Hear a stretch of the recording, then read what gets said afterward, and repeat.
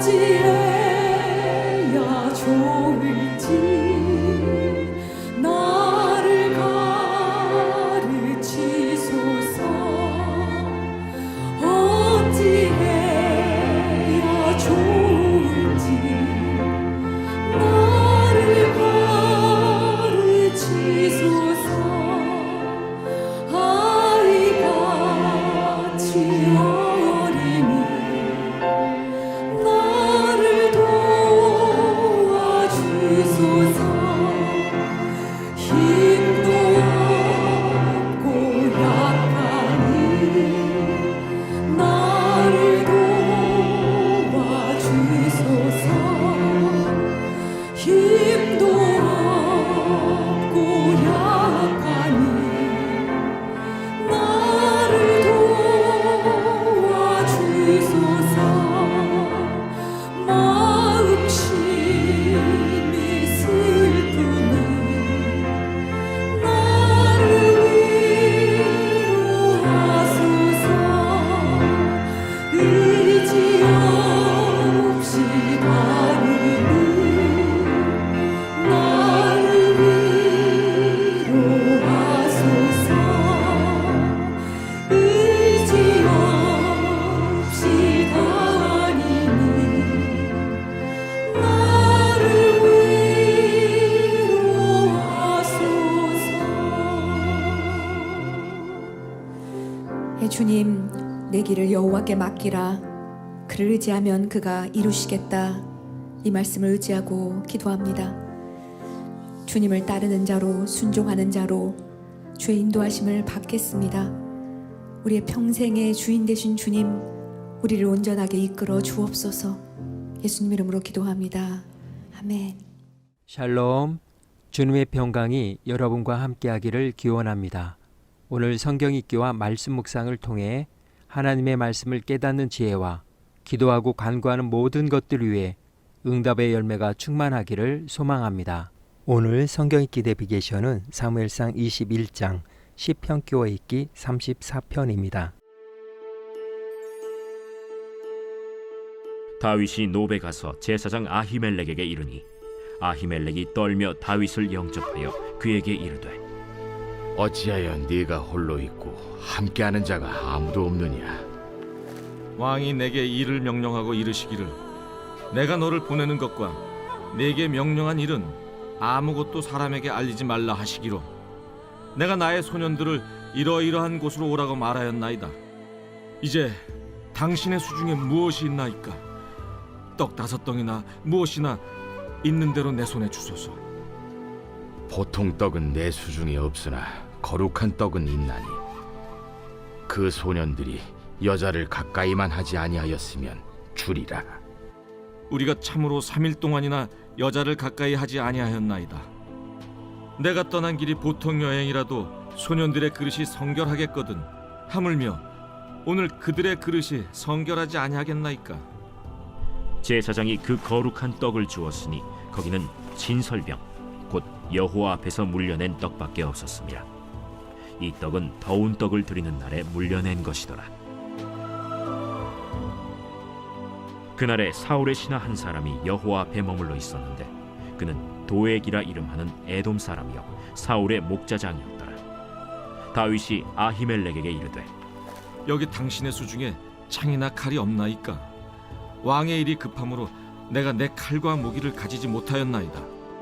네가 엘라 골짜기에서 죽인 블레셋 사람 골리앗의 칼이 보자기에서여 에봇 뒤에 있으니 네가 그것을 가지려거든 가지라. 여기는 그것밖에 다른 것이 없느니라. 그 같은 것이 또 없나니 내게 주소서. 그날에 다윗이 사울을 두려워하여 일어나 도망하여 가드 왕 아기스에게로 가니 아기스의 신하들이 아기스에게 말하되 이는 그 땅의 왕 다윗이 아니니까? 무리가 춤추며 이 사람의 일을 노래하여 이르되 사울이 죽인 자는 천천히요 다윗은 만만이로다 하지 아니하였나이까? 다윗이 이 말을 그의 마음에 두고 가드 왕 아기스를 심히 두려워하여 그들 앞에서 그의 행동을 변하여 미친 체하고 대문짝에 그적거리며 침을 수염에 흘리매 아기스가 그의 신하에게 이르되 너희도 보거니와 이 사람이 미치광이로다. 어찌하여 그를 내게로 데려왔느냐? 내게 미치광이가 부족하여서 너희가 이 자를 데려다가 내 앞에서 미친 짓을 하게 하느냐? 이 자가 어찌 내 집에 들어오겠느냐? 하니라. 제 34편. 다윗이 아비멜렉 앞에서 미친 채 하다가 쫓겨나서 지은 시.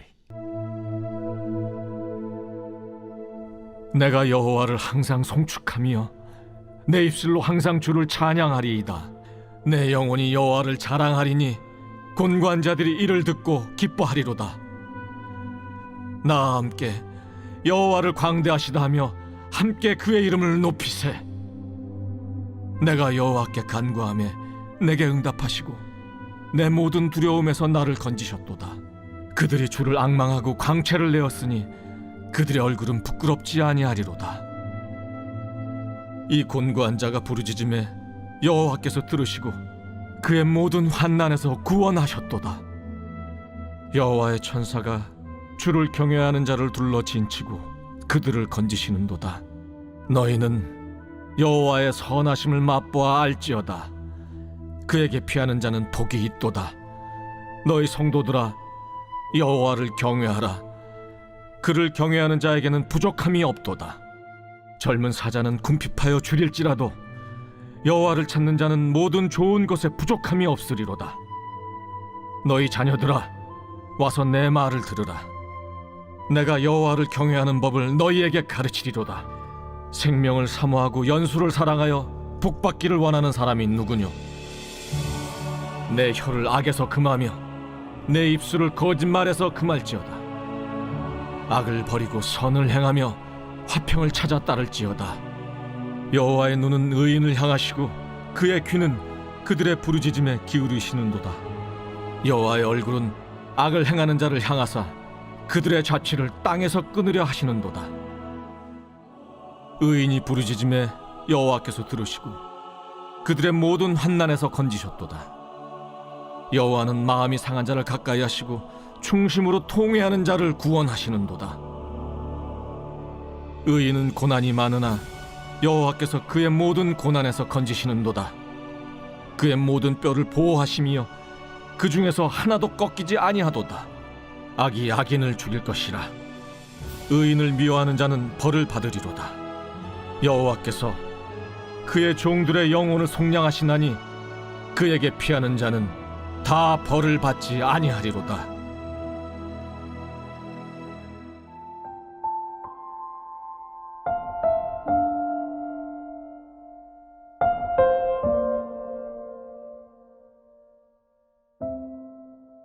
절박함, 정성이나 마음 씀씀이가 더없이 정성스럽고 지극하다, 혹은 마음속에서 우러나와 바라는 정도가 매우 절실하다라는 말입니다. 어떤 일이나 때가 가까이 닥쳐서 여유가 전혀 없고 몹시 급한 상태를 절박하다라고 표현합니다. 절박한 상황에서는 무엇인가를 절실히 원할 수밖에 없고 타개책을 찾을 수만 있다면 그 일이 무엇이든 필사적으로 하려고 노력합니다. 절박함을 잘 보여주는 고사성어는 사기에 나오는 배수진을 들 수 있습니다. 배수진은 물을 등지고 진을 친다는 뜻으로 어떤 일을 할 때 사생결단의 각오로 임한다는 의미입니다. 한나라 명장 한신이 조나라를 공격할 때 강을 등지고 진을 쳐 결사항전의 정신으로 싸워 승리를 이끌어내는 데서 유래했습니다. 공자는 이렇게 말했습니다. 어떤 사실을 아는 사람은 그것을 좋아하는 사람만 못하고 좋아하는 사람은 즐기는 사람만 못하다. 하지만 즐기는 사람을 이기는 사람이 있다. 절박한 사람이다. 두려움이 절박함을 만들고 절박할 때 인간은 무엇이든 시도하게 됩니다. 오늘 사무엘상 21장 시편 끼얹기 34편의 주제어는 절박함입니다. 다윗은 지금 절박한 상황에 처했습니다. 절박한 마음으로 바라면 무엇부터 시작해야 할지 저절로 알게 됩니다. 사람이 어떤 세계관과 우선순위를 가지고 사는가는 그가 절박함에 처했을 때 누구를 무엇을 찾는가에서 알 수 있습니다. 다윗은 전에 사울에게서 도망하여 라마에 있는 사무엘을 찾아갔습니다. 그러나 사무엘이 그를 지속적으로 보호해 주지 못하자 잠시 요나단을 찾아갔었습니다. 그리고 요나단과 작별하고 제일 먼저 찾은 곳은 노비입니다. 음식과 무기를 얻기 위해 이곳을 찾기도 했지만 그곳은 아히멜렉 대제사장이 있는 곳이라는 것을 통해 알 수 있듯이 무엇보다 놉을 찾아간 것은 아마도 자신의 일에 대해 하나님께 여쭤보기 위해서였을 것입니다. 다윗은 위기가 닥칠 때마다 하나님을 제일 먼저 찾는 신앙인이었습니다. 하나님은 놉을 찾은 다윗에게 골리앗의 무기를 주셨습니다.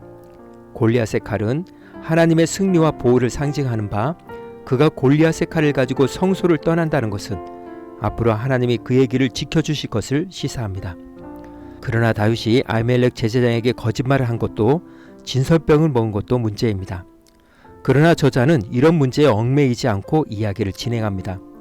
그렇다고 저자가 다윗의 행동을 용납했는지에 대해 성경은 말해주지 않았습니다.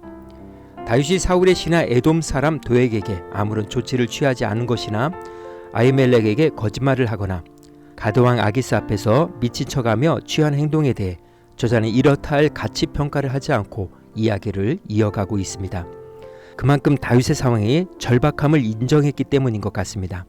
생사가 좌우되는 순간이라 이런 것들을 염려할 여유가 없었다는 것입니다. 다윗의 유일한 목적은 살아남는 것이었습니다. 저자는 다윗의 도덕성보다는 그가 절박함 속에 어떠했는가를 강조하는 듯합니다. 놉을 떠난 다윗은 안전한 장소를 찾아다녔지만 상황은 녹록지 않았습니다. 얼마나 절박하였는지 그는 평소 자신이 대적하여 싸웠던 주변 국가들에서 안식처를 찾았습니다. 그가 맨 처음 찾아간 사람은 다름 아닌 블레셋의 5도시 중 하나인 가드왕 아기스였습니다. 다윗이 골리앗의 칼을 들고 블레셋에 들어간다는 것은 사자굴 속에 들어가는 격이었습니다. 그들은 이스라엘 여인들이 다윗과 사울을 비교해서 불렀던 노래를 인용하며 다윗이 그 땅의 왕이라고 말했습니다. 당연히 다윗의 신변을 보호받지 못할 상황이었습니다. 다윗은 이런 절박한 상황에서 미친 자의 흉내를 내며 자신의 정죄를 숨김으로써 위기 상황을 모면할 수 있었습니다. 골리앗을 돌멩이로 때려 죽이던 용맹은 어디 가고 미친 자의 모습으로 떠드는 꼴이 되었는지 실망스럽고 혼란스럽기만 합니다. 그래서 우리는 다윗의 이런 상황에서 지은 시편 34편을 같이 읽습니다. 그의 찬양 시에는 사무엘서에서는 포함되어 있지 않은 그의 절박한 심정과 믿음이 담겨 있습니다. 그는 여전히 하나님을 신뢰하였으며 하나님이 얼마나 좋으신 분이신지 이렇게 찬양했습니다. 나 순간마다 하나님을 찬양하리라. 숨이 턱에 차도록 주님을 찬양하리라. 내가 늘 하나님과 함께 살고 숨쉬니 지금 공경에 처한 너희여 이 말을 듣고 기뻐하라. 나와 함께 이 소식을 널리 전하고 주님의 말씀 함께 외치자. 하나님께서 저만치 달려나와 나를 맞아주시고 불안과 두려움에서 나를 구해주셨다. 그분을 우러러 보아라. 너희 그 밝고 따스한 미소로 내 감정을 그분께 숨기지 마라. 내가 절망에서 부르짖을 때 하나님께서 나를 궁지에서 빼내주셨다. 우리가 기도할 때 하나님의 천사가 우리를 둘러 진치고 보호한다. 너희 입을 벌려 맛보고 너희 눈을 활짝 떠서 보아라. 하나님이 얼마나 좋은 분이신지. 오늘 구약성경 읽기 내비게이션은 사무엘상 21장, 시편 끼워 읽기 34편 절박함이었습니다. 이 시간 기도의 자리로 나아갑니다. 사무엘상 21장에 드러난 다윗의 모습은 그의 마음을 헤아릴 수 없기에 실망스럽기만 합니다. 그러나 그때를 생각하며 부른 찬양시에서 절박함 속에서도 그는 여전히 하나님께 순종하였고 하나님은 참 좋으신 분이시라고 고백했습니다. 절박함 속에서도 함께 하시는 하나님의 은혜를 기억하며 삶의 절박함과 간절함으로 기도의 자리로 나아갑니다.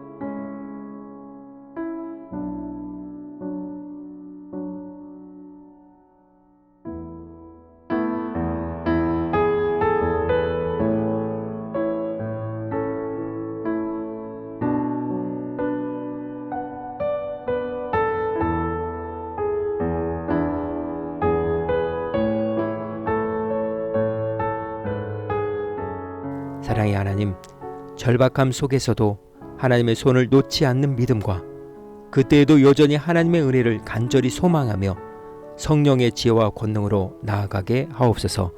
오늘은 이렇게 고백하며 나아갑니다. 하나님께 피하는 이는 누구도 손해를 입지 않는다. 예수님의 이름으로 기도합니다. 아멘. 이제 음악이 마칠 때까지 자유롭게 기도합니다. 하나님께서 우리의 기도에 귀 기울여 주십니다.